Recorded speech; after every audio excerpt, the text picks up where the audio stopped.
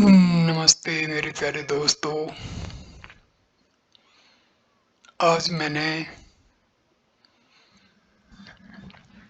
हरियाणा के एक महान संत स्वामी निश्चलानंद के महान वेदांता ग्रंथ विचार सागर पर वीडियो बनाने शुरू किए हैं। पहला वीडियो मैंने मूल रूप जो है विचार सागर का उस पर बनाया है। मूल विचार सागर की जो भाषा है वो थोड़ी सी अलग है जो आज की हिंदी भाषा है। मूल रूप बनाना इसलिए आवश्यक था क्योंकि इससे उनकी जो ओरिजिनल विचारधारा है वो हम जान पाएँ। लेकिन मुझे मालूम है उस भाषा को समझने में मेरे भाई-बहन को मुश्किल पड़ेगी, तो मैं साथ-साथ विचार सागर का सरल भाषा में जो रचना की गई है उस पर भी साथ-साथ वीडियो बनाएँ, ताकि आप लोग पहले मूल रूप को मो विचार सागर के मूल रूप को सुनें, विचारें और फिर पूरी तरह से सरल भाषा में रचे गए विचार सागर को सुनें। महात्मा निश्चल दास हरियाणा के एक किसान परिवार में पैदा हुए थे। इनका जन्म 1707 ईस्वी में लगभग 500 साल पहले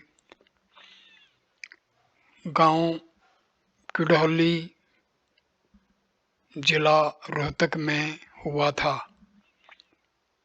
ये शुरू से ही अध्यात्म में आध्यात्मिक प्रवृत्ति के थे। इन्होंने काशी में जाकर के संस्कृत की पढ़ाई की, वेदांत का अध्ययन किया। इनके बारे में मैंने वीडियो अलग से बना रखे हैं, वो आप मेरे चैनल पर देख सकते हैं। तो हम शुरू करते हैं सरल भाषा के विचार सागर का वीडियो पहला। श्री गणेशाय नमः। ग्रंथ विचार सागर दोहा। जो सुख नित्य प्रकाश विभु, नाम रूप आधार, मति ने लखै जही, मति लखै सो में शुद्ध अपार। टिप्पणी। टिप्पणी का मतलब होता है कमेंट्री। ग्रंथ के आदि में मंगलाचरण करने की पुरानी रीति है और वह मंगलाचरण नमस्कार, आशीर्वाद और वस्तु निर्देश कथन रूप भेद से 3 प्रकार का होता है। यह निर्गुणात्मक स्वरूप वस्तु का निर्देश रूप मंगल है। अर्थ है कि जो ब्रह्म सुख स्वरूप, प्रकाश स्वरूप और विभु है, अतएव नित्य और नाम रूप का आधार आश्रय है और मलिन बुद्धि जिसको नहीं समझ सकती किंतु शुद्ध बुद्धि जिसको समझती है, अर्थात व्यवहारिक जीव शुद्ध बुद्धि द्वारा जिसको जानता है, तहाँ भी बुद्धि व्यक्तिगत चिदाभास से जो प्रकाशित नहीं होता, किंतु व्यक्ति से जिसके अज्ञान मात्र का नाश होने से जो ब्रह्म स्वयं प्रकाशता है, अतएव जिसको बुद्धि नहीं प्रकाशती है, किंतु जो स्वयं बुद्धि को प्रकाशता है, नाम और रूप, शब्द और अर्थ का आधार स्वरूप वह ब्रह्म मैं हूँ, अर्थात ब्रह्म सर्वात्मा है। इस कथन से अहम ब्रह्मात्मा अस्मि, इस श्रुति का अर्थ कहा गया है। इस दोहा द्वारा जिस वेदार्थ की प्रतिज्ञा की गई है उसी अर्थ का प्रधान रूप से विचार रूप विचार सागर ग्रंथ है। इस दोहे से ग्रंथ का विषय स्पष्ट रूप से कहा गया है तथा ब्रह्मात्मा के लक्षण को कहा गया है, क्योंकि भूमैव सुखम छांदोग्य उपनिषद का ब्रह्म ही सुख है इत्यादि श्रुति के अनुसार ब्रह्म ही सुख स्वरूप है। अनुकूल विषयाकार वृत्ति से ब्रह्म सुख ही व्यक्त होता है। तहाँ वृत्ति की अनित्यता सुख में ब्रह्म स्वरूप में भ्रम से भासती है और एक अद्वैत ब्रह्म ही नित्य है और ब्रह्म के अधीन सूर्यादि के प्रकाशने से वस्तुतः ब्रह्म ही प्रकाश स्वरूप है और त्रिविध भेद राहित्य सर्व आत्म तत्व रूप विभुता ब्रह्म से अन्य में नहीं हो सकती है। अतएव माइक नामक रूप की आधारता ब्रह्म में ही है, अन्य में नहीं। इसी से बुद्धि का अविषयत्व रूप स्वयं प्रकाशत्व शुद्धत्व अपारत्वादि रूप प्रत्येक ब्रह्म के लक्षण हैं। ऐसा होते भी स्थूल दृष्टि से तथा मतांतर से स्वीकृत अनित्य सुख में सुख रूपता लक्षण की अति व्याप्ति होती है, तो सुख का विशेषण रूप से नित्य के कथन से उस दोष की निवृत्ति होती है, अर्थात नित्य सुख स्वरूप तो ब्रह्म का लक्षण होता है। मतांतर में आकाश आदि को नित्य मानने से केवल नित्यत्व ब्रह्म का लक्षण नहीं हो सकता, तब नित्य प्रकाश तो लक्षण हो सकता है, क्योंकि नित्य आकाश आदि प्रकाश स्वरूप नहीं माने गए हैं। मतांतर में सूर्यादि को स्वतः प्रकाश स्वरूप मानने से प्रकाश तो ब्रह्म का लक्षण नहीं बन सकने पर विभु प्रकाश तो लक्षण बन सकता है, क्योंकि सूर्यादि विभु प्रकाश नहीं है और आकाश कालादि को विभु मानने पर विभु तो ब्रह्म का लक्षण नहीं हो सकता। हो तो नाम रूपाधारत्वे सति विभुत्व लक्षण हो सकता है, क्योंकि आकाश आदि को नित्य मानने वाले उन्हें नाम रूप का आधार अधिष्ठान नहीं मानते हैं और भ्रम से भाषित सर्प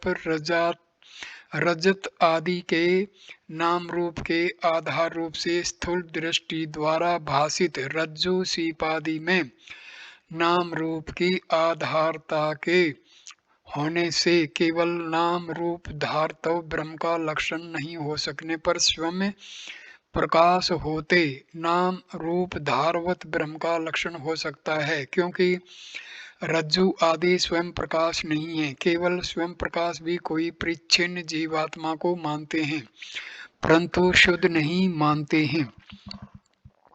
इससे स्वयं प्रकाश होते शुद्ध स्वरूप तव ब्रह्म का लक्षण हो सकता है। सांख्य में आत्मा को भेद सहित शुद्ध माना गया है, तहाँ अति व्याप्ति से केवल शुद्धता ब्रह्म का लक्षण नहीं हो सकता है। इससे सब भेदादि रहित अपार्थ युक्त शुद्धत्व ब्रह्म का लक्षण हो सकता है इत्यादि इस दोहा का आशय है।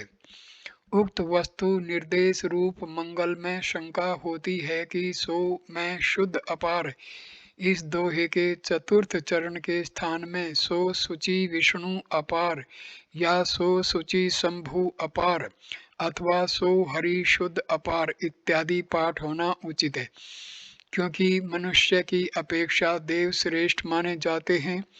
अतः निर्गुण ब्रह्म रूप से किसी महान देव का निर्देश कथन करना ठीक है, अपने को ब्रह्म कहना ठीक नहीं है। ऐसी संख्या होने पर मैं अहम शब्द के लक्षणार्थ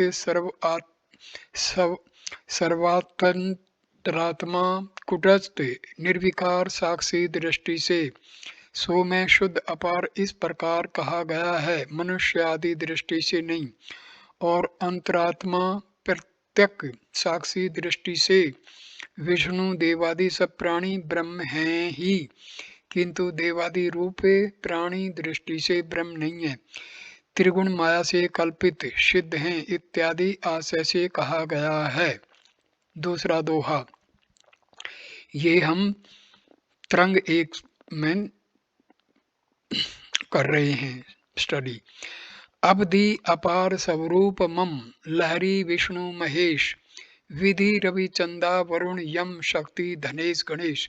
टिप्पणी, अपार समुद्र तुल्य मेरा सब प्राणी का स्वरूप एक अंतरात्मा है और वायु आदि तुल्य माया शक्ति से सिद्ध लहर तरंग तुल्य उसमें विष्णु आदि देव हैं। इससे उन सब की एकांतरात्मा रूप से निर्गुण ब्रह्म का निर्देश समुचित है, अन्यथा नहीं। फिर शंका होती है कि देवताओं का निर्गुण ब्रह्म रूप से निर्देश नहीं हो सकने पर भी ईश्वर का निर्गुण ब्रह्म रूप से निर्देश हो सकता है, क्योंकि सर्वज्ञता आदि कल्याण शुभ गुण युक्त होने के कारण जैसे ईश्वर को सगुण कहा जाता है, तैसे ही अल्पज्ञता आदि अशुभ गुण रहित होने के कारण ईश्वर को ही निर्गुण ब्रह्म कहा जाता है। ऐसी संख्या होने पर असबद सपर्शम विरजम ब्रह्म निष्कलम इत्यादि श्रुति के अनुसार शुभ अशुभ सब गुणों से रहित ही निर्गुण ब्रह्म के होने के कारण निर्गुण ब्रह्म स्वरूप से त्रिगुण मायोपधिक ईश्वर का भी निर्देश नहीं हो सकता है। अतः सो शुचि ईश अपार इत्यादि नहीं कहा जा सकता है इत्यादि आशय से कहा गया है। तीसरा दोहा, जा कृपालु सर्वज्ञ को ही धारत मुनि ध्यान, ताको होत उपाधि ते मोह में मिथ्या भान। टिप्पणी, जिस कृपालुता सर्वज्ञता आदि शुभ गुण युक्त ईश्वर को मुनि लोग हृदय में ध्यान धारण चिंतन करते हैं, ताको उस मुनि को मोह में ममता के विषय अंतरात्मा में ही माया रूप उपाधि से मिथ्या ही ईश्वर का भिन्न रूप से भान ज्ञान होता है, अर्थात ईश्वर की प्रतीति सिद्धि सर्वांतरात्मा में माया से होती है। सवेतास्वर श्रुति में माई को महेश्वर कहा गया है। अतः सर्वथा निर्गुण ब्रह्म रूप से सगुण ईश्वर का निर्देश नहीं हो सकता है। सगुण वस्तु निर्गुण वस्तु की अपेक्षा मिथ्या असत्य है। अपने कार्यों की अपेक्षा भले ही सत्य भी कहा जाता है। इसी से श्रुति में निर्गुण को सत्यों का सत्य कहा गया है। सो सबका अंतर आत्मा है। ब्रह्म स्वरूप उस शुद्ध सर्वांतरात्मा के अपरोक्ष ज्ञान बिना ही व्यवहारिक जीव के जन्म मरण आदि रूप संसार होते हैं और उसके ज्ञान से अज्ञान मोह काम आदि की निवृत्ति पूर्वक भावी संसार को निवृत्ति मुक्ति होती है। अतः उस सर्वंतरात्मा निर्गुण ब्रह्म के विचार आदि पूर्वक अपरोक्ष ज्ञान के लिए विचार सागर कर्तव्य है इत्यादि आशय से कहा गया है। कि चौथा दोहा, हवे जिहि जाने बिनु जगत मन हो जेवरी सांप, नसई भुजग जग जिहि लह सो हम आपे आप। टिप्पणी, रस्सी को विशेष रूप से जाने बिना जैसे वह जेवरी रस्सी ही मन हो मानो सांप हो जाती है, तैसे ही जिस ब्रह्म स्वरूप अंतरात्मा को जाने बिना आत्मा में मानो जन्मादि संसार होता है और जैसे रस्सी को विशेष रूप से प्रत्यक्ष समझने पर मानो सांप नष्ट होता है, तैसे जिसके ज्ञान से जगत नष्ट होता है सो ब्रह्म स्वरूप आत्मा में श्रुतिगत अहम शब्द का आपे आप लक्ष्यार्थ स्वरूप हूँ, अर्थात व्यवहारिक अपने स्वरूप में अंतरात्मा स्वरूप से और सब भेद से रहित हूँ, सर्वथा स्वतंत्र हूँ, अर्थात ब्रह्मा भिन्न सर्वात्मा एक अद्वैत होने से सब भेदों से रहित हूँ और व्यावहारिक स्वरूप में मंगल ग्रंथ आदि की कृत्रिमता भी है। इससे यह कहना नहीं बन सकता कि ब्रह्म स्वरूप तुम में मंगलादि कृत्रित्व नहीं बन सकता इत्यादि। यदि कहा जाए कि कर्म और उपासना तथा भक्ति योग आदि के प्रतिपादक ग्रंथों में प्राय स्तुति नमस्कार आदि रूप मंगल किए जाते हैं, जिनसे ग्रंथ के विघ्न नाश और उस भिन्न देवादि की प्रसन्नता रूप फल का संभव प्रतीत होता है, इसे नमस्कार आदि रूप मंगल करना ही उचित है। तो सो कहना ठीक नहीं है, क्योंकि उपास्योपासक भाव सेवय भावक सेवय सेवक भाव अंशासी भावादि भेद दृष्टि पूर्वक और फल विशेष की इच्छा से जहाँ ग्रंथ की रचना आदि होते हैं, तहाँ स्तुति नमस्कार आदि उचित होते हैं। शुद्ध अद्वैत तत्व के बोधार्थक ग्रंथ में अद्वैत ब्रह्म आत्मा का निर्देश अत्यंत उचित हो सकता है, क्योंकि इससे ग्रंथ की नींव मूल मजबूत हो जाती है इत्यादि आशि से कहा गया है कि पांचवा दोहा बोध चाही जाको सुकृति भजत राम निष्काम सो मेरा है आत्मा काको करूं प्रणाम। टिप्पणी चतुर्विधा भजन्ते मांजना सुकृति अर्जुन है। आर्तो जिज्ञासुर्थ ज्ञानी च भरत। ये भगवत गीता का श्लोक है। इस गीता के अनुसार दुखी अर्थ इच्छुक जिज्ञासु और ज्ञानी चार प्रकार के सुकृति पुण्यात्मा ही ईश्वर का भजन करते हैं। तहाँ स्तुति नमस्कार गुरु पूजा स्मरण आदि रूप भजन दुखी और अर्थ इच्छुक करते हैं, और स्वात्म तत्व अनुसंधानम भक्ति रित्ते भी धीयते अपने स्वरूप के अनुसंधान चिंतन आदि रूप भक्ति ज्ञानी करते हैं, और निष्काम लौकिक वस्तु की इच्छा से रहित जिज्ञासु बोध ज्ञान की चाह इच्छा से जिस निर्गुण का सर्वात्मा रूप राम को ब्रह्म को भजते हैं, सो सर्वात्मा राम मेरा आत्मा है।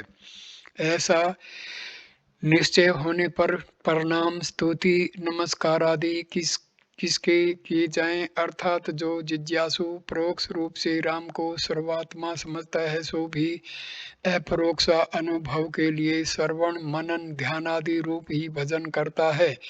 स्तुति नमस्कार आदि आभास मात्र करता है, और उपदेशक गुरु ज्ञानी प्रबंध करता तो सर्वात्मा राम का स्मरण मात्र करता है। अन्य क्रिया उसकी आभास मात्र होती है। इससे यहाँ वस्तु निर्देशात्मक मंगल अति समुचित है, अन्य नहीं। छठा और सातवां दोहा भरियो वेद सिद्धांत जल जामे अति गंभीर अस विचार सागर कहूँ पेखी मुदित विधीर।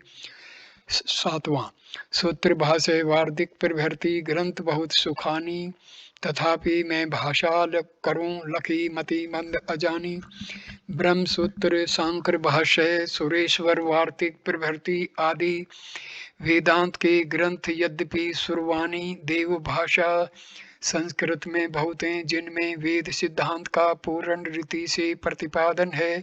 इससे विचार सागर का कथन रचना व्यर्थ प्रतीत होता है, तथापि जिनकी बुद्धि मंद है ऐसे अज्ञानियों को देखकर उनके लिए भाषा ग्रंथ की रचना करता हूँ, क्योंकि संस्कृत ग्रंथों के विचारने में असमर्थ उन लोगों को संस्कृत ग्रंथों से बोध ज्ञान नहीं हो सकता है, और भाषा ग्रंथ से उन्हें भी ज्ञान हो सकता है।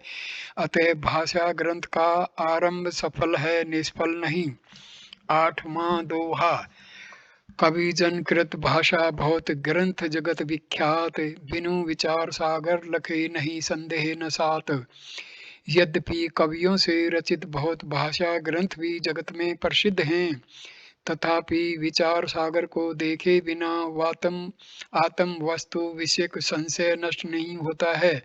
उसमें यह कारण है कि पंच भाषा आदि ग्रंथ शास्त्र के अध्ययन बिना श्रवण मात्र से रचे गए हैं, तहाँ कहीं शास्त्र के अनुसार उनकी प्रक्रिया रचना है और कहीं श्रुत अर्थ के यथार्थ ग्रहण नहीं होने के कारण शास्त्र से विरुद्ध प्रक्रिया है। अतः श्रोता कृत ग्रंथ से संदेह रहित बोध नहीं होता है। इस प्रकार अल्प अध्ययनकर्ता से रचित आत्मबोध आदि ग्रंथों से भी संशय रहित ज्ञान नहीं होता है, क्योंकि उनमें वेदांत की संपूर्ण प्रक्रिया नहीं है और विचार सागर में संपूर्ण प्रक्रिया प्रकरण वेदांत शास्त्र के अनुसार है, कहीं भी विरुद्ध नहीं है। आत्मज्ञान में उपयोगी पदार्थों का इसमें विस्तार पूर्वक निरूपण है, अतः यह अन्य भाषा ग्रंथों से गतार्थ नहीं है और उत्तम है। अनुबंध वर्णन चौपाई, पहली चौपाई। नहीं अनुबंध पिछाने जो लो, हवेन प्रवृत्त सुहर नर्तों लो, जानी जिन यह सुने प्रबंधा, कहूं अब याते ते अनुबंधा। सुघर विवेकी पुरुष जब तक अधिकारी संबंध विषय और प्रयोजन रूप ग्रंथ के अनुबंध को नहीं समझ लेते हैं, तब तक ग्रंथ के अध्ययन आदि में प्रवृत्त नहीं होते हैं। और जिन अनुबंधों का जानकर इस प्रबंध ग्रंथ को सुनेंगे याते, अतः अब वे अनुबंध कहे जाते हैं, अर्थात उन अनुबंधों का अब वर्णन किया जाएगा। सोरठा एक। अधिकारी संबंध विषय प्रयोजन मेली चव कहत सु कवि अनुबंध तिन में अधिकारी सुनहु। अधिकारी वर्णन दोहा, मल्ल विक्षेप जाके नहीं किंतु एक अज्ञान, हवे चव साधन सहित नर सो अधिकृत मतिमान। ज्ञान के प्रतिबंधक मल, पाप, विक्षेप, चंचलता और अज्ञानकृत आवरण, ये तीन दोष अंतःकरण में रहते हैं। तहाँ निष्काम शुभ कर्म से पाप का नाश होता है, उपासना से विक्षेप का नाश होता है, ज्ञान से आवरण नष्ट होता है। जिस पुरुष ने सत्कर्म और उपासना से मल और विक्षेप को नष्ट किया हो, किंतु एक अज्ञानकृत आवरण जिसके अंतःकरण में हो और जो चब चार साधन युक्त हो, वह बुद्धिमान ज्ञान का अधिकृत अधिकारी है, अर्थात ज्ञान को प्राप्त करने योग्य है। विवेक आदि के बोधक श्रुतियां हैं कि अशरीरम शरीरे वन वसे वशिष्ठम, ये कठोपनिषद का श्लोक है। वित्तेन तर्पणियो मनुष्य, कठोपनिषद का। नाभिरतो दुश्चरिता, कठोपनिषद का है। एवं विच्छांतो दान्ते उपरतस्ति तिक्षु समाहितो भूतवा मन्येवात्मान पश्यति, ये बृहदारण्य उपनिषद का है। शरीरों में भी शरीर रहित और चंचल में भी अचल महान विभु आत्मा को जानकर धीर पुरुष शोक रहित होता है। धन से मनुष्य तृप्त करने योग्य नहीं होता है। दुष्चरित्र से अविरत अर्थात दुष्चरित्र युक्त मनुष्य आत्म तत्व को नहीं समझ पाता है, किंतु ज्ञान से मोक्ष आदि को समझने वाला मुमुक्षु शम दम युक्त उपराम तितिक्षु सावधान होकर ही अपने शरीर बुद्धि में आत्म दर्शन करता है इत्यादि। इन श्रुतियों के अनुसार विवेक आदि का वर्णन है कि साधन वर्णन दोहा 10वां। प्रथम विवेक विराग पुनि समाधि सट संपत्ति, कहीं चतुर्थ मुमुक्षुता ये चब साधन सत्ती। 11वां दोहा। अविनाशी आत्म अचल जग ताते प्रतिकूल, ऐसो ज्ञान विवेक है सब साधन को मूल। आत्मा अविनाशी नाश रहित और अचल क्रिया रहित है और जगत उस आत्मा से प्रतिकूल विपरीत स्वभाव वाला विनाशी और चल है। इस प्रकार के ज्ञान का विवेक नाम है और सो विवेक अन्य सब साधनों का मूल कारण है, क्योंकि विवेक के होने पर वैराग्य आदि उत्तर आगे के साधन होते हैं और विवेक के बिना नहीं होते हैं। अतः वैराग्य सठ संपत्ति और मुमुक्षुता इन सब का हेतु विवेक है। सत्कर्म आदि से शुद्ध अंतःकरण में उत्पन्न हुआ दृढ़ विवेक तो वैराग्य आदि का हेतु होता है और सामान्य विवेक देह और आत्मा की पृथकता का परोक्ष ज्ञान तथा धर्मादि के पृथकताओं का ज्ञान भी पारलौकिक तथा निष्काम धर्मादि के अनुष्ठान का हेतु होता है। अतः विवेक सर्व साधनों का मूल होता है, अतः उसे प्रथम कहा गया है और विराग आदि के बाद उत्कट मुमुक्षुता ज्ञान के साधन रूप होता है। सामान्य मुमुक्षुता तो प्राय सबको होती है। 12, 13, 14, 15 दोहा। ब्रह्मलोक लो भोग जो चहे सबन को त्याग, वेद अर्थ ज्ञाता मुनि कहत ताहि वैराग। 13वां। समदम श्रद्धा तीसरी समाधान उपराम, छठी तितिक्षा जानिए भिन्न भिन्न ये नाम। 14वां। मन विषयन ते रोकनो सम तिहि कहत सुधीर, इंद्रिय गण को रोकनो दम भागत बुद्धवीर। 15वां दोहा। सत्य वेद गुरु वाक्य है, श्रद्धा अस विश्वास, समाधान ताको कहत मन विक्षेप को नाश। सर्वोत्तम ब्रह्म लोक पर्यंत देवादि के भोगों को, अन्य सब भोगों को त्यागने ही की जो इच्छा होती है, और उन दृष्ट श्रुतादि भोग लोकादि विषयक इच्छा के अभाव से जो राग प्रेम नहीं होता, उस राग के अभाव को वैराग्य कहते हैं। सम दम श्रद्धा समाधान उपराम और तितिक्षा ये भिन्न भिन्न समाधि साधनों के नाम समझना चाहिए। मन को विषयों से रोकने का नाम सम है, इस प्रकार सुधीर सात्विक धैर्य वाले कहते हैं, और बुद्धवीर श्रेष्ठ विद्वान विषयों से इंद्रिय गण के रोकने को दम कहते हैं। 14वें दोहे का अर्थ। वेद और गुरु का वाक्य सत्य है, ऐसे विश्वास को श्रद्धा कहते हैं। 15वां दोहा। और मन की चंचलता के नाश निवृत्ति को समाधान कहते हैं। चौपाई दूसरी। साधन सहित कर्म सब त्यागे, लखी विषय सम विषयन ते भागे, दृढ़ नारी लखी हवि जीवे गिलाना, यह लक्षण उपराम बखाना। 16वां चौपाया। आतप शीत क्षुधा तरसा इनको सहन स्वभाव, ताहि तितिक्षा कहते हैं कोविद मुनिवर राव। 17वां चौपाई। समाधि सठ संपत्ति को भागत साधन एक, इमी नव नहीं साधन भने किंतु चारी विवेक। नित्य योग द्वारा मन प्राण और इंद्रियों की प्रवृत्ति के निरोध को सात्विक धैर्य कहते हैं। भगवत गीता 18वें अध्याय का 33वां श्लोक। दूसरा। कर्मों के साधन धनादि सहित कर्मों को त्यागे और विषयों को विस्तुल्य बार बार मरण का हेतु रूप जानकर उनके संगादि को त्यागे, तथा दृष्टि से ईश्वर को स्त्री को देखकर चित्त में ग्लानि करे, सौंदर्य आदि की भावना नहीं करे। स्त्री भी विरागावस्था में पुरुष को देखकर ग्लानि करे, यह उपराम का लक्षण कहा गया है। आतपादि के सैन्य के स्वभाव को पंडित और श्रेष्ठ मुनि लोग तितिक्षा कहते हैं।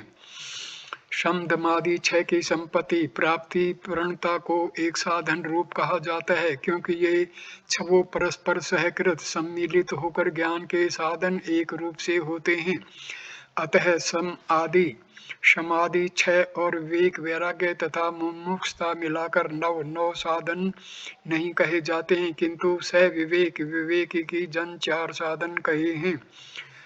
18वां दोहा। ब्रह्म प्राप्ति अरुबंध की हानि मोक्ष को रूप, ताकि चाह मुमुक्षुता भागत मुनिवर भूप। नित्यानंद स्वरूप ब्रह्म की प्राप्ति प्रतिज्ञात्म रूप से अनुभव और बंध जन्मादि बंधन रूप अनर्थों दुखों की निवृत्ति मोक्ष का स्वरूप है। उसकी चाह इच्छा का मुमुक्षुत्व नाम है। इस प्रकार भूप राजा तुल्य मुनिवर कहते हैं। 19वां दोहा। ये जब साधन ज्ञान के सर्वनादिक त्रय मेली, तत्पद त्वम पद अर्थ को शोधन अष्टम भेली। ये विवेक आदि चार और श्रवण मनन निधि ध्यासन ये तीन, और तत्वमसि इस श्रुतिगत तत्पद के अर्थ का और त्वम पद के अर्थ का शोधन विवेचन का रूप अष्टम साधन को मिलाने से 8 साधन ज्ञान के भेल हुए। 20वां दोहा। अंतरंग ये 8 हैं, यज्ञादिक बहिरंग, अंतरंग धारय तजय बहिरंगन को संग। ये पूर्वोक्त विवेक आदि आठों ज्ञान के अंतरंग निकट कालवर्ती समीप के साधन हेतु हैं और यज्ञ दान तप व्रतादि बहिरंग दूर कालवर्ती साधन कहे जाते हैं। अतः कर्म के फल चित्त शुद्धि को जिसने प्राप्त कर लिया है सो जिज्ञासु अंतरंग साधनों को धारण करे और बहिरंगों के संग आसक्ति संबंध का त्याग करे। भाव यह है कि जिनका श्रवण आदि में व ज्ञान में प्रत्यक्ष फल हो सो अंतरंग साधन कहे जाते हैं और विवेक आदि का श्रवण आदि में उपयोग फल होता है, क्योंकि विवेक आदि के बिना बहिर्मुख कर्मासक्त को श्रवण आदि नहीं सिद्ध होते हैं। अतः विवेक आदि से श्रवण आदि सिद्ध होते हैं। इस प्रकार श्रवण मनन और निधिध्यासन ध्यान का ज्ञान में उपयोग फल उपकार होता है, क्योंकि श्रवण आदि के बिना ज्ञान नहीं होता है। इसी प्रकार तत्पद और त्वम पद के शुद्ध लक्ष्यार्थ को जाने बिना अभेद ज्ञान नहीं होता है। अतः श्रवण आदि और पदार्थ शोधन ज्ञान में उपयोग हेतु हैं। इस रीति से विवेक आदि चार साधनों का श्रवणादि में उपयोग होता है और श्रवणादि का ज्ञान में उपयोग होता है। अतः ये 8 अंतरंग साधन हैं जिनका ज्ञान में या श्रवण आदि में प्रत्यक्ष फल नहीं हो, किंतु अंतःकरण का शुद्धि जिनका फल हो सो ज्ञान के बहिरंग साधन कहे जाते हैं। ऐसे में यज्ञ आदि कर्म है। यद्यपि कर्म कर्मण्यवदते जंतु कर्म से प्राणी बंधता है इत्यादि शास्त्र के अनुसार कर्म संसार बंधन का हेतु होता है, उससे अंतःकरण की शुद्धि कहना नहीं बन सकता। तथापि भगवत गीता 4 पाठ 19वां श्लोक इत्यादि शास्त्र के अनुसार निष्काम कर्म अंतःकरण की शुद्धि का हेतु होता है। अतः निष्काम कर्म को अंतःकरण की शुद्धि द्वारा ज्ञान का हेतु कहा जाता है, ज्ञान का बहिरंग साधन कहा जाता है। कर्मों की अपेक्षा विवेक आदि को अंतरंग कहा जाता है। विवेक आदि 8 में भी विवेक आदि 4 की अपेक्षा श्रवण आदि 4 साधन अंतरंग हैं और विचार कर देखा समझा जाए तो ज्ञान के मुख्य अंतरंग साधन तत्वमसि इत्यादि महावाक्य सिद्ध होते हैं, श्रवण आदि भी नहीं, क्योंकि वेदांत तात्पर्य के निश्चय के हेतु उपक्रम उपसंहारादि रूप युक्तियों द्वारा वेदांत वाक्य के तात्पर्य के निश्चय को श्रवण कहते हैं और जीव ब्रह्म के अभेद के साधक और भेद के बाधक युक्तियों द्वारा अद्वितीय ब्रह्म के चिंतन को मनन कहते हैं और अनात्मकार वृत्ति के व्यवधान रहित ब्रह्माकार वृत्ति की स्थिति को निधिध्यासन कहते हैं। निधिध्यासन की परिपक्व अवस्था को ही समाधि कहते हैं। अतः समाधि का निधिध्यासन में अंतर्भाव है, वह प्रत्यक्ष साधन नहीं है और वे श्रवण मनन और निधिध्यासन ज्ञान के साक्षात साधन नहीं है, किंतु असंभावना संशय विपरीत भावना विपर्य भ्रम रूप बुद्धि के दोषों के नाशक श्रवण आदि होते हैं। तहाँ श्रवण से प्रमाण के संशय का नाश होता है और मनन से प्रमेय के संशय का नाश होता है, क्योंकि वेदांत वाक्य अद्वितीय ब्रह्म के प्रतिपादक हैं अथवा अन्य अर्थ के प्रतिपादक हैं। ऐसा जो प्रमाण में संशय होता है सो श्रवण से निवृत्त होता है और जीव ब्रह्म का अभेद सत्य है अथवा भेद सत्य है। इस प्रकार का प्रमेय संशय मनन से निवृत्त होता है और देह आदि सत्य हैं तथा जीव ब्रह्म का भेद सत्य है। ऐसे ज्ञान को विपरीत भावना भ्रम कहते हैं, उसको निधिध्यासन निवृत्त करता है। इस रीति से ज्ञान के प्रतिबंधक असंभावना और विपरीत भावना के नाशक श्रवण आदि तीनों होते हैं। अतः प्रतिबंधक के नाश द्वारा ज्ञान के हेतु कहे जाते हैं, साक्षात हेतु नहीं।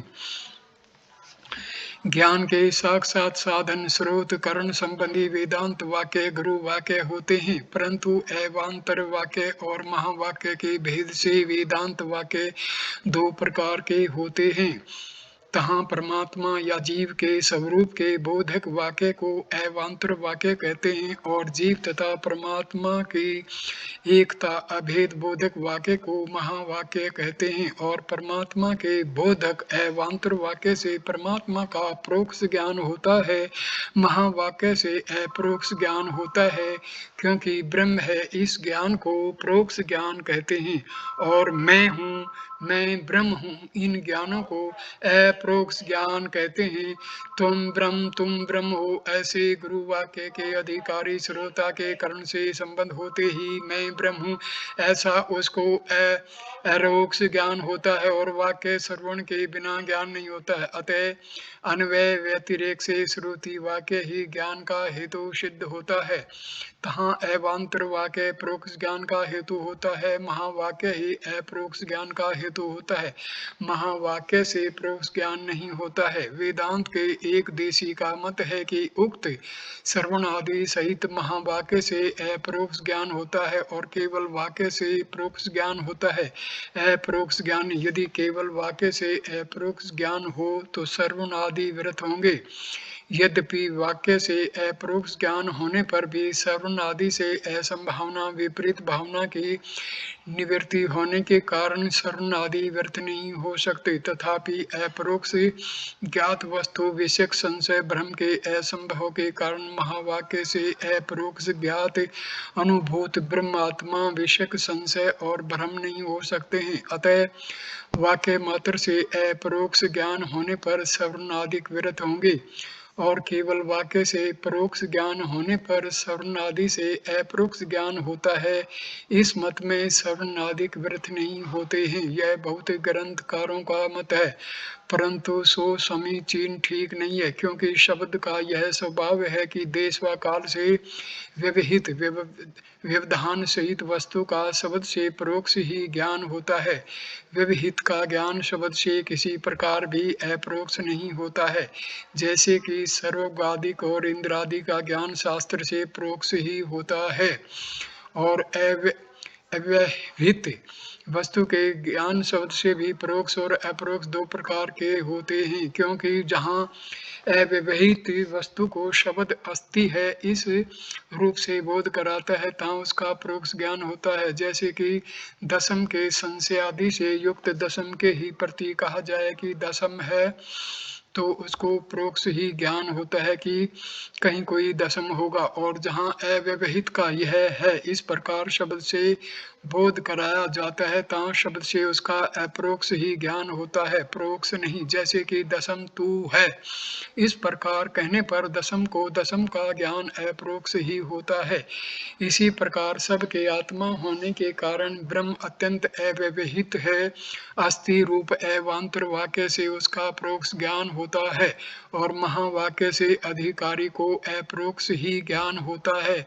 तो भी आगे वर्णित रीति से जैसे राजा को मृत्यु के अपरोक्ष ज्ञान होने पर भी श्रुति ज्ञान जन्य वासना से विपरीत बुद्धि नष्ट नहीं हुई, तैसे ही महावाक्य से अपरोक्ष ज्ञान होने पर भी प्रबल वासना आदि जन्य संशय भ्रम होते हैं और संशय आदि दोष युक्त ज्ञान फल का हेतु नहीं होता है। अतः दोष और उसके हेतु वासनादि की निवृत्ति के लिए उक्त श्रवण आदि कर्तव्य होते हैं, और जिसकी बुद्धि में दोष नहीं हो उसको वाक्य जन्य ज्ञान के बाद श्रवण आदि नहीं कर्तव्य होते हैं। इस रीति से ज्ञान के हेतु महावाक्य हैं और श्रवणादिक ज्ञान के प्रतिबंधकों के नाशक हैं, अतः ज्ञान के हेतु कहे जाते हैं और विवेक आदि श्रवणादि के हेतु हैं। इस कारण से वे भी ज्ञान के हेतु कहे जाते हैं और उन विवेक आदि चार साधनों से युक्त मनुष्य ज्ञान का अधिकारी होता है। संबंध वर्णन दोहा 21। प्रतिपादक प्रतिपाद्यता ग्रंथ ब्रह्म संबंध प्राप्य प्रापकता कहत फल अधिकृत को फंद। ग्रंथ और ब्रह्म का प्रतिपादक प्रतिपाद भाव संबंध है। ग्रंथ ब्रह्म का प्रतिपादक बोधक है और ब्रह्म प्रतिपाद्य प्रतिपादन बोधन योग्य है, अतः बोधक को बोध्यता रूप संबंध है। फल मोक्ष और अधिकारी का प्राप्य प्रापक भाव फंद संबंध है। फल प्राप्य प्राप्त करने योग्य है और अधिकारी प्रापक प्राप्त करने वाला है। अधिकारी और विचार का कर्तृ कर्तव्य भाव संबंध है। अधिकारी करता है, विचार कर्तव्य करने योग्य है। ज्ञान और ग्रंथ का जन्य जनक भाव संबंध है इत्यादि। विषय वर्णन दोहा 22। जीव ब्रह्म की एकता कहत विषय जन बुद्ध, तिन को जो अंतर लहत ते मति मंद अबुद्ध। जीव और ब्रह्म की एकता अभेद इस ग्रंथ का विषय मुख्य प्रतिपादनीय तत्व है और उस एकता का ही बुद्ध पंडित जन सब वेद का विषय कहते हैं। अतः उन जीव ब्रह्म के सत्य स्वरूप में जो अंतर भेद लेते हैं समझते हैं सो मति मंद शट और अबुद्ध अज्ञ हैं। प्रयोजन वर्णन दोहा 23वां।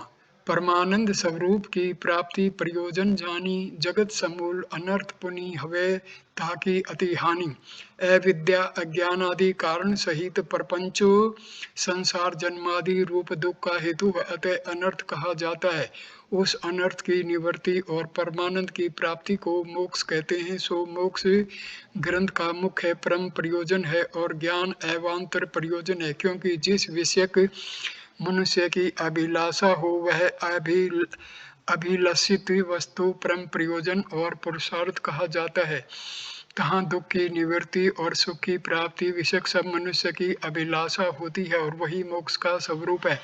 अतः मोक्ष परम प्रयोजन फल है, ज्ञान नहीं, क्योंकि मोक्ष के हेतु होते भी मोक्ष स्वरूप ज्ञान नहीं है। अतः ज्ञान एवांतर प्रयोजन है, जिसके द्वारा परम प्रयोजन की प्राप्ति हो उसको एवांतर प्रयोज्य कहते हैं। ऐसा ज्ञान और मोक्ष मुख्य प्रयोजन है। प्रयोजन विषयक शंका समाधान रूप कविता। जीव को स्वरूप अति आनंद कहत वेद, ताकुम सुखम प्राप्ति को असंभव बखानिए। आगे जो अप्राप्त वस्तु ताकि प्राप्ति संभवत, नित्य प्रास वस्तु की तो प्राप्ति किमि मानिए। ये पहली कविता। ऐसी शंका लेस आनी कीजय न विश्वास हानि। गुरु के प्रसाद ते को तरक भले भानिए, कर को कंकन खोयो ऐसे भ्रम भयो जेहि। ज्ञान ते मिलत इमी प्राप्त जानिए। शंका होती है कि अनर्थ की निवृत्ति और परमानंद की प्राप्ति रूप ग्रंथ का प्रयोजन प्रथम कहा गया है सो बन नहीं सकता है, क्योंकि सब वेद जीव को परमानंद स्वरूप कहते हैं और उसका अंगीकार किया जाता है, और जो वस्तु प्रथम अप्राप्त हो उसकी प्राप्ति का संभव है। सदा प्राप्त आनंद स्वरूप की प्राप्ति तो किसी प्रकार भी मानी नहीं जा सकती है। उत्तर है कि ऐसी शंका के लेस मात्र को भी अपने हृदय में लाकर ग्रंथ के प्रयोजन विषयक विश्वास की हानि नाश नहीं करना चाहिए, किंतु आत्मविद्या के उपदेशक गुरु के सप्रसाद कृपा से शंका रूप कोत्रक को दृष्टांत द्वारा भली रीति से भानना नष्ट करना चाहिए। दृष्टांत यह है कि जैसे किसी के हाथ में कंकन के रहते उसको भ्रम हो जाए कि मेरा कंकन खो गया, नष्ट हो गया, भूल गया, और फिर किसी के कहने आदि से उसे ज्ञान हो कि मेरा कंगन हाथ में ही है, तब वह कहता है कि कंगन मिल गया। तहाँ प्राप्त की ही प्राप्ति कही जाती है। इस प्रकार परमानंद स्वरूप आत्म विषयक अविद्या से भ्रम होता है कि आत्मा परमानंद स्वरूप नहीं है, किंतु आत्म भिन्न ब्रह्म परमानंद स्वरूप है। उस ब्रह्म को उपासना आदि से प्राप्त करके मैं सुखी होऊंगा इत्यादि। इस प्रकार की भ्रांति युक्त प्राणी को यदि उत्तम संस्कार आदि के बल से कभी ब्रह्म ज्ञानी आचार्य द्वारा वेदांत वाक्य के श्रवण की प्राप्ति होती है तो वह श्रुति सुने हुए अर्थ को निश्चय करके कहता है कि मुझे वाक्य और आचार्य की कृपा से परमानंद की प्राप्ति हुई है। तहाँ यद्यपि आत्मा तो भ्रम काल में भी परमानंद स्वरूप ही रहता है, तथापि अज्ञ को उस परमानंद स्वरूपता की प्रतीति नहीं होती है, अतः अप्राप्त के समान रहता है और आचार्य आदि के द्वारा आनंद रूपता की बुद्धि में प्रतीति ज्ञान होती है, अतः परमानंद की प्राप्ति कही जाती है। और इस प्रकार प्राप्ति बनने से परमानंद की प्राप्ति प्राप्ति रूप ग्रंथ का प्रयोजन बनता है। और जैसे प्राप्त की प्राप्ति ग्रंथ का प्रयोजन होता है, तैसे नित्य निवृत्ति की निवृत्ति में भी प्रयोजन होता है। अर्थात जैसे जेवरी रस्सी में नित्य निवृत्त सर्प की रस्सी ज्ञान से निवृत्ति होती है, तैसे ही सत्यात्मा में नित्य निवृत्त संसार की आत्मज्ञान से निवृत्ति होती है। अतः नित्य निवृत्त की निवृत्ति और नित्य प्राप्त की प्राप्ति ग्रंथ का प्रयोजन फल है। उक्तार्थ में शंका होती है कि अनर्थ की निवृत्ति नाश ध्वंस अभाव रूप से है और परमानंद की प्राप्ति भाव रूप से है, सो एक मोक्ष में भाव और अभाव दोनों स्वरूप होना नहीं बन सकता है, क्योंकि भाव रूपता और अभाव रूपता परस्पर विरोधी, अतः एक काल में एक वस्तु में नहीं रह सकते, इसलिए उक्त ग्रंथ का प्रयोजन नहीं बन सकता है। इस शंका का उत्तर दोहा 24वां। अधिष्ठान्ते भिन्न ही जगत निवर्ति बखान, सरप निवर्ति रज्जु जिमी भय रज्जु को ज्ञान। कारण सहित जगत की निवृत्ति जगत के अधिष्ठान ब्रह्म से भिन्न नहीं है, किंतु ब्रह्म स्वरूप ही है। जैसे कि रज्जु के ज्ञान होने पर ब्रह्म सिद्ध सर्प की निवृत्ति रज्जु रूपी होती है, क्योंकि सब कल्पित की निवृत्ति अधिष्ठान रूप ही होता है। यह भाष्यकार का सिद्धांत है। अतः अनर्थ की निवृत्ति ब्रह्म स्वरूप है और अनर्थ का अधिष्ठान ब्रह्म भाव रूप है, और इस प्रकार एक भाव रूपता से ग्रंथ का प्रयोजन बनता है। यह बात सिद्ध हुई। जो जन प्रथम तरंग यह पढ़े, ताकि तत्काल करहु मुक्त गुरु मूर्ति हवे दादू दीनदयाल। इति श्री विचार सागरे अनुबद्ध सामान्य निरूपण नाम प्रथंग तरंग। तो टिप्पणी। हे दीन दयालु, दीन अज्ञ पर दया करने वाले श्री दादू जी महाराज, जो जिज्ञासु जन इस प्रथम तरंग को पढ़े, उसको गुरु स्वरूप होकर शीघ्र मुक्त करें। यह आशीर्वाद रूप मंगल तरंग के अंत में किया गया है। 25वें दोहे का अर्थ है ये।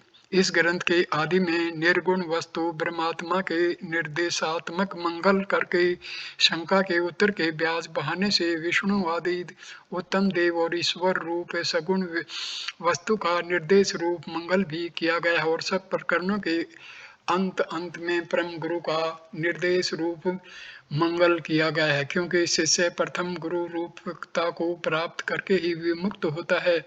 उक्त रीति से यह ग्रंथ आस्तिक्य पूर्ण है। ज्ञान के शुभेच्छा, दूसरा सुविचारना, तीसरा तनुमानसा, चौथा सत्वापत्ति, पांचवा असंशक्ति, छठा पदार्थ भाविनी और सातवां और तुर्या नामक, आठवां अवस्था वेदांत में मानी जाती है।